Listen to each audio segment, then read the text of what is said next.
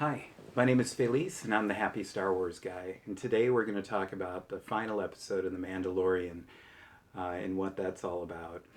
If you remember correctly, the second to last episode left us with our heroes uh, protecting Baby Yoda. Baby Yoda was captured by scout troopers, and Quill was killed.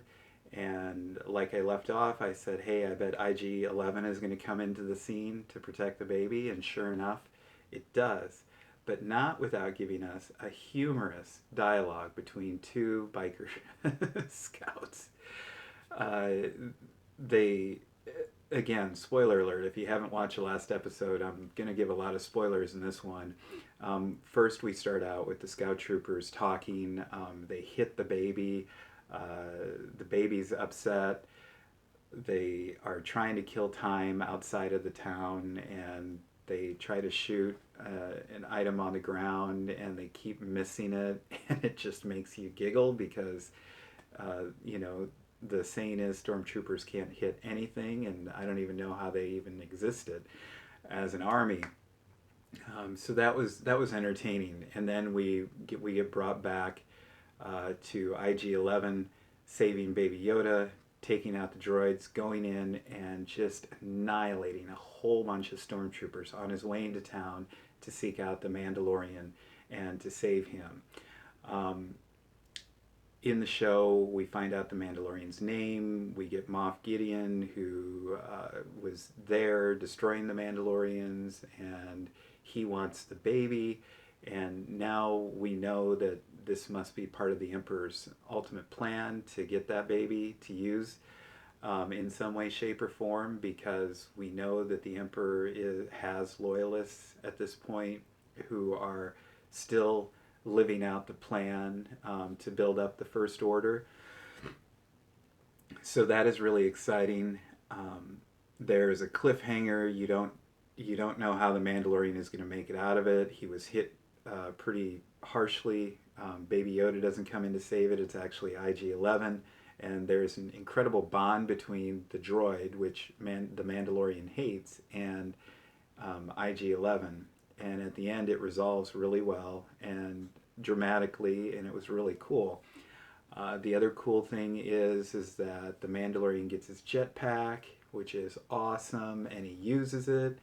And then at the very end, you think Moff Gideon is dead. You hope, because you hope that there's going to be a new twist in the next season. No, he lives, and then to really nail the twist, he pulls out the dark saber.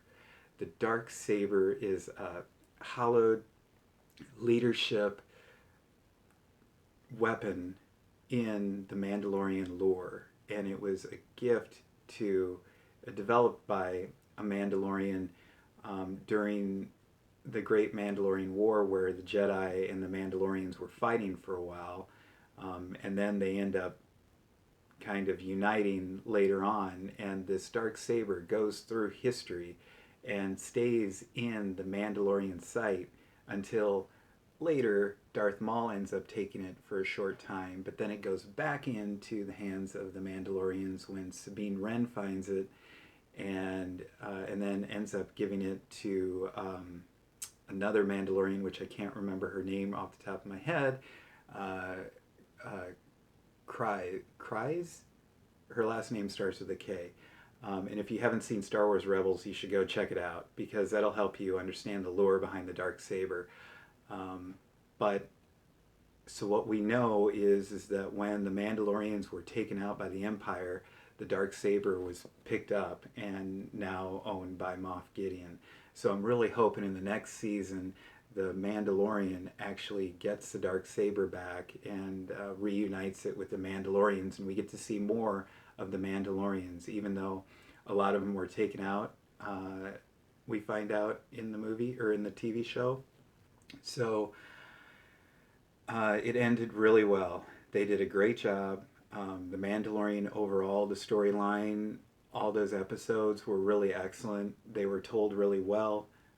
The cinematography was done well.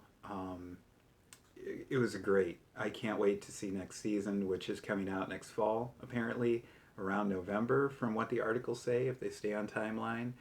And don't forget, we've got Star Wars Resistance to enjoy, and then in February we've got the Clone Wars to enjoy. So it's going to be a lot of Star Wars coming up in the near future for us.